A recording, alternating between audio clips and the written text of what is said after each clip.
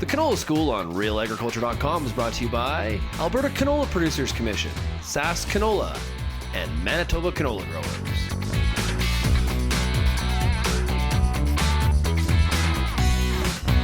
Welcome to Real Agriculture's Canola School series. I'm Kara Oosterhuis. In this episode, I talked to Gregory Sekulic, who's an agronomy specialist with the Canola Council of Canada.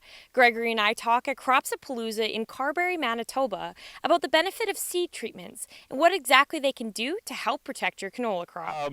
We are here demonstrating the value that seed treatments can bring to every crop on pretty much every acre. Much of my time, last several years, has been spent dealing with insecticidal seed treatments, and it is a fact that the vast, overwhelming majority of the seed that we plant in Canada has been treated with an insecticide of some sort. Typically those have been neonicotinoid seed treatments. And it is a little bit difficult to explain how spraying or applying every acre with a seed treatment works as part of an integrated pest management program. And so that's what we're trying to demonstrate with these plots here. Exactly why we need to do the amount of treatment that we have been. So if we have a look at the treatments, we have two distinct treatments, one planted at 3 plants per square foot and another at 5 plants per square foot, all treated with the same fungicide. The difference between them, however, is that there is an insecticide in one and not in the other. And as you can clearly see, the effect of... Oh, we can see the effect of flea beetles. You can see the flea beetle damage. It is outrageous. Now this is something that we can actually mimic all over Canada. Anytime we try to do this, we are wildly overwhelmed by exactly how much flea beetle pressure that there is. So first, we're demonstrating exactly how effective they are. Between these two plots, I think it's pretty obvious which we would want our field to be. That being said, we did exceed the economic thresholds even in the treated strip. So this would have actually necessitated a foliar application of some kind. The pressure is just astronomical.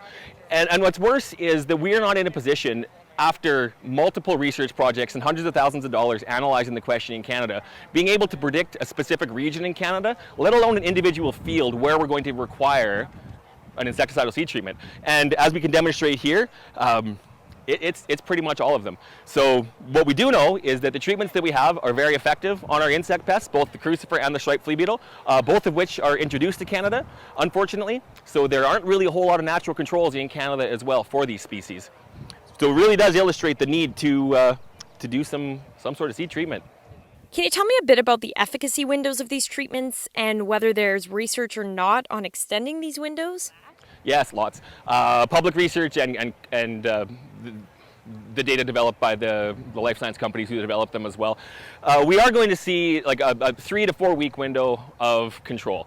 Now, if we get into a spring like this spring where we're planting earlier and plant development takes longer, it's not tied to plant development. It's very much tied to the time window. So the longer those plants are at a susceptible phase, the more damage we're going to see. And that's unfortunately the reality with these products, which does necessitate the regular scouting of crops in the spring to make, especially on colder, more slowly growing years, where we would have a longer opportunity for the beetles to be doing more damage to smaller plants. Do you have any numbers on what economic value these seed treatments bring?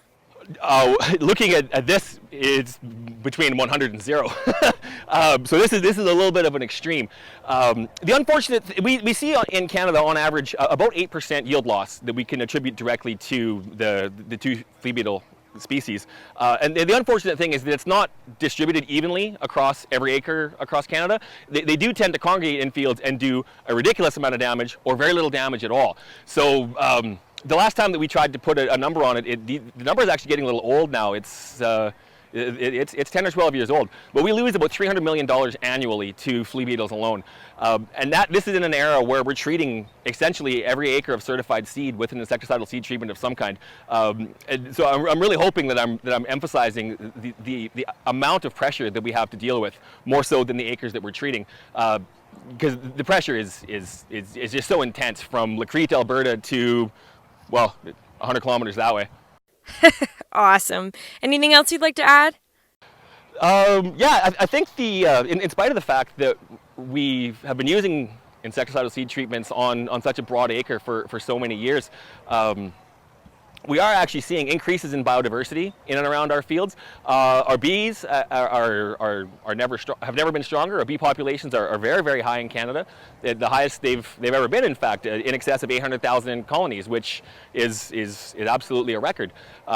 So in spite of the fact that we are using these products on a lot of acres, I think we can really demonstrate that we are providing the proper safeguards to the natural enemies and beneficial insects and the pollinators and predators and parasitoids that are surrounding our fields and inhabiting them on, well, again, on every acre.